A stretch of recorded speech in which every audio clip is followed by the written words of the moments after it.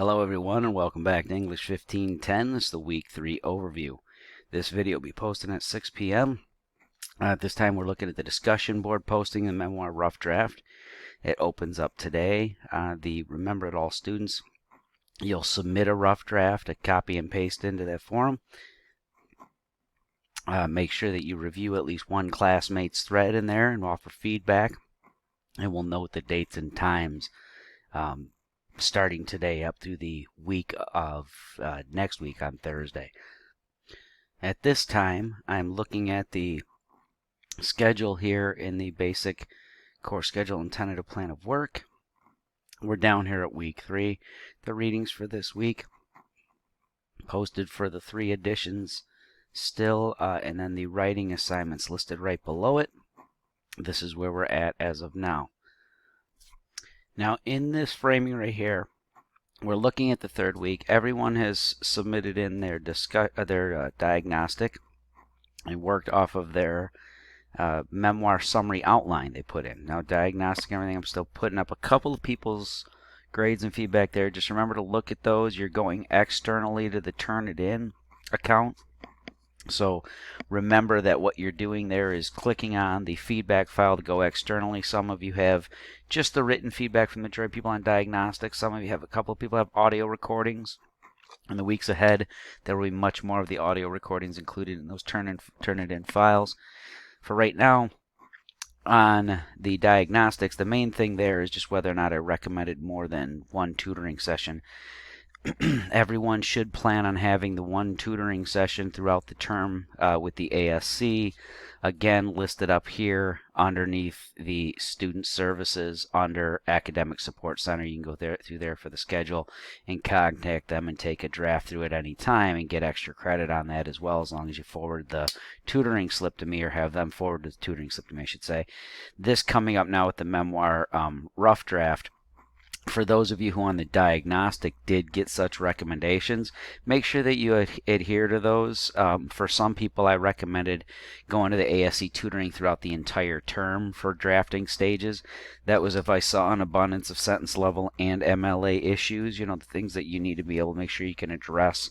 Not going through a ton in 1510 where we have lessons on just individual grammar mechanics.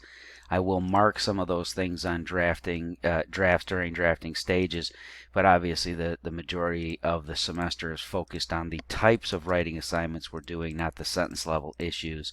So if you are still having those types of problems and just need any type of additional support, that ASC tutoring is there provided in your tuition. Students have 2 free sessions a week that are allotted through their tuition already, and I require students utilize at least one of them for the term to get both accustomed to the ASC, and then one round of proofread before revising on your own, so you're accustomed to it with someone else looking at that and giving you some kind of feedback before you're doing a submission on those.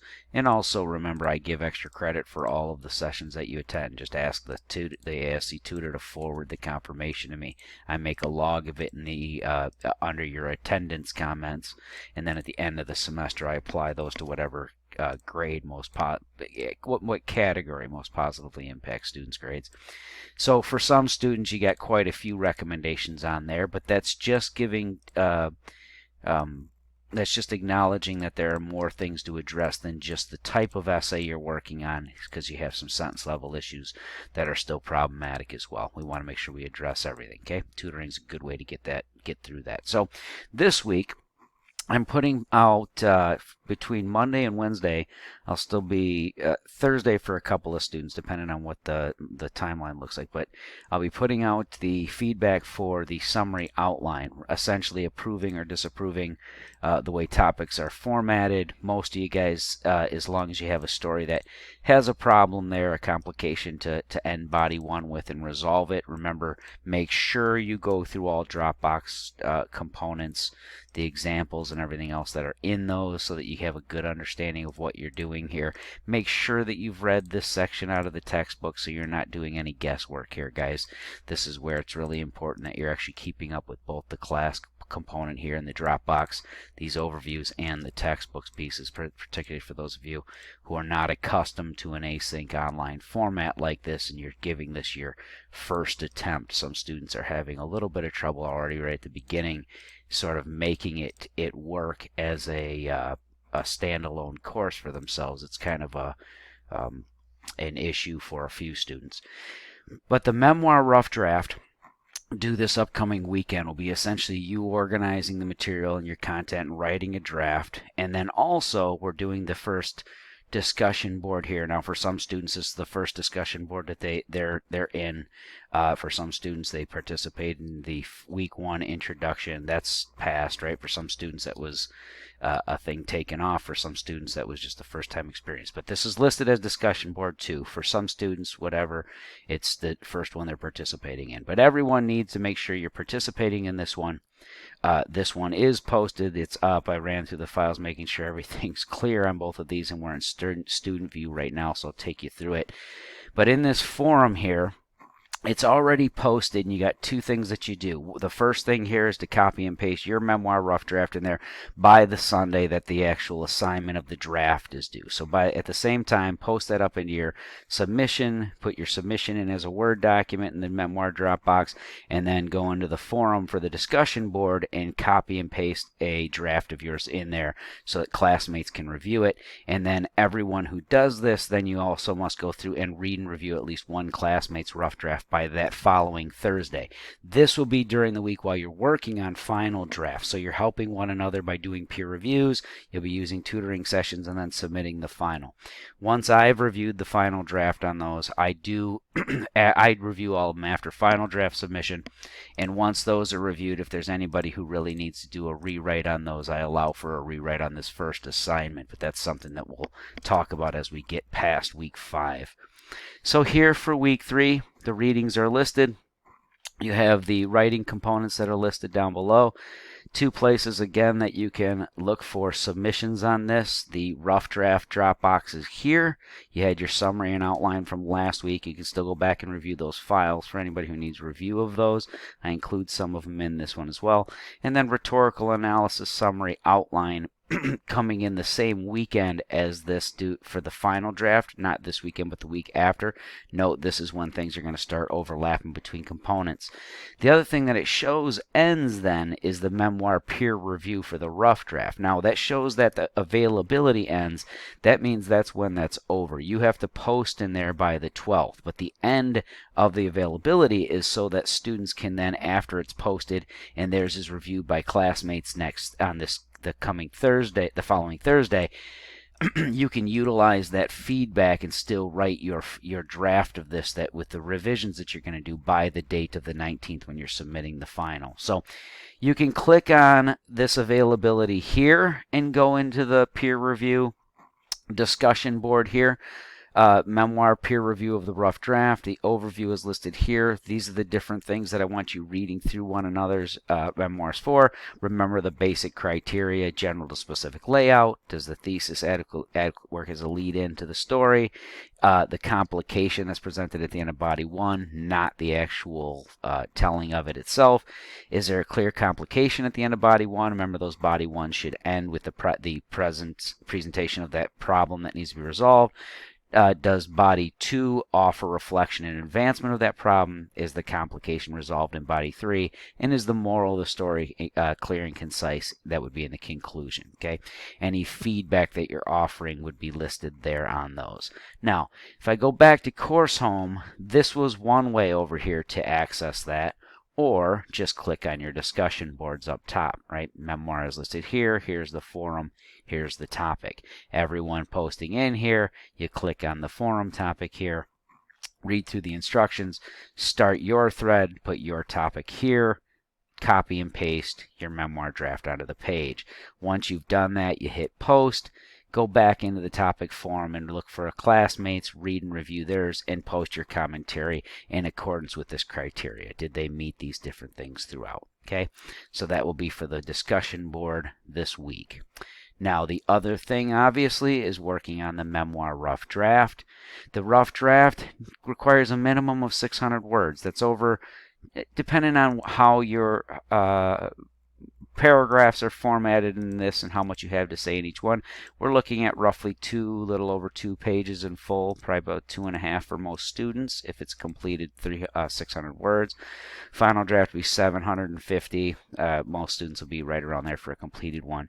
Write the rough draft of your memoir. Make sure to review the rubric once more, included below, and include all the information listed. All MLA formatting applies. Times New Roman 12-point font, double spacing.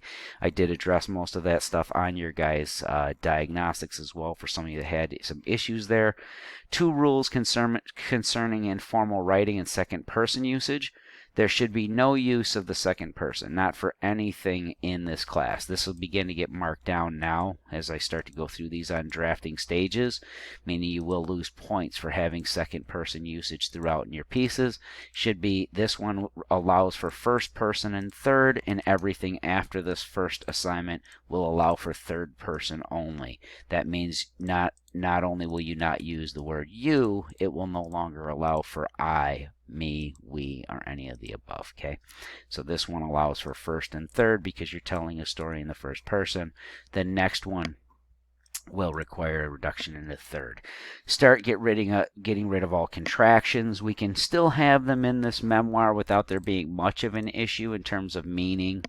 Once we get into rhetorical analysis, though, we're going to want to weed out any contracted forms, particularly in rhetorical analysis and then into our argumentation piece.